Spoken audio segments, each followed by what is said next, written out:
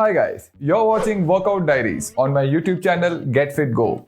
Firstly, I have a lot of videos planned, so tap the subscribe button below so that you don't miss any of them. In this episode, I want to talk about an exercise that we should be focusing on to develop a strong core, instead of focusing on the regular forearm plank. Plank is a great exercise for your core, especially when you've just started working out. But I feel once you can hold planks for up to a minute, it's time to move to a different workout that is far better for building core strength. A lot of people use planks as their primary exercise for building a strong core. But when you do a plank, your chest, your shoulders, and many muscles in your legs are engaged too. Your core is just doing a part of the job here. So this is why planks get really easy when you do them regularly. So if you can hold a plank for up to a minute, it's time to move on to a different core workout called the hollow hold. The hollow hold is one of the most effective core exercises that makes your core really strong really fast if you do them regularly. So this is how you do a hollow hold. Lie down with your back to the mat, raise your arms and legs off the floor and bring them close to your core. Now before you proceed to the next step, make sure your lower back is always in contact with the floor. If you arch your back, then your core is not engaged and it's not doing any work.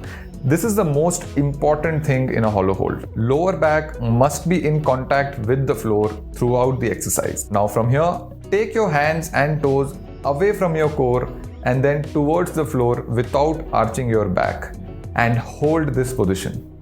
I love this exercise because your core is doing all the work. There is no way you can cheat with it using other muscles in your body. I didn't know about this exercise for a long time. I started doing hollow holds about 2 years after I started working out.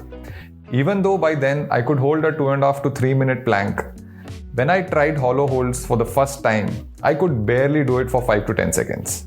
So doing the full hollow hold on day 1 is not a good idea because you won't be able to hold it for too long. You need to start with an easier progression of the hollow hold. Let me take you through it. To make this exercise easier, just bring your hands or feet away from the floor, like this. If this is also tough, then bring your hands or feet closer to your body. This is the easiest progression of hollow hold. This is where you can start from. Find a progression that you can at least hold for 3 sets of 30 seconds, with about 60 to 90 seconds of rest in between. The next time you try hollow holds, add few seconds in the same progression.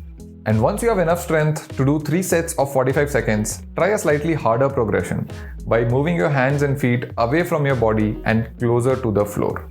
Let me explain this with an example. Let's say you can hold 3 sets of 30 seconds in this position. Keep adding 5 seconds to your hollow holds in each core workout session till the time you can reach 3 sets of 45 seconds. Then in the next core workout session, when you're doing hollow holds again, try a more difficult progression like this for 3 sets of 30 seconds and keep progressing like this. But I want to tell you again that the most important thing here is not arching your back. It must always be in contact with the floor. There should be no gap. You should not be able to put your palms underneath your lower back. If you arch it, your core is not doing any work and there is risk of injuring your lower back too.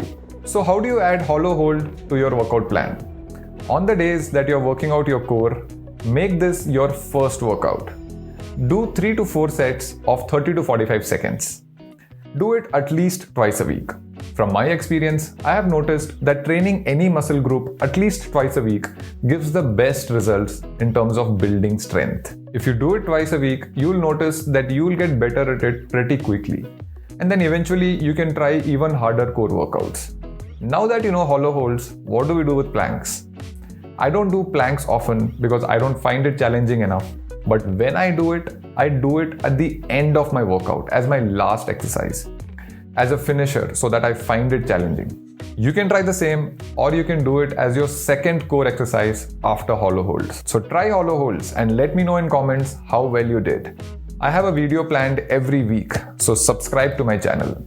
Also follow me on Instagram. I share my workouts and my meals there. And share this with people who you think will find this useful, and stay tuned.